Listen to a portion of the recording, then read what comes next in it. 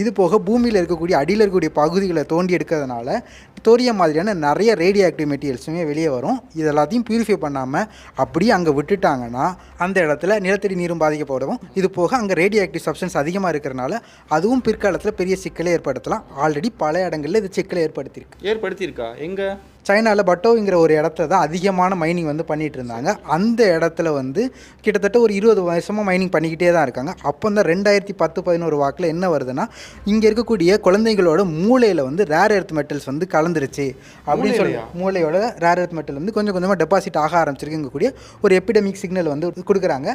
இப்போ இதை அப்படியே விட்டோன்னா அங்கே இருக்கக்கூடிய நிறைய மக்களுக்கு வந்து கேன்சர் வரலாம் அப்படிங்கிற எச்சரிக்கையுமே ஒழிக்கிறாங்க.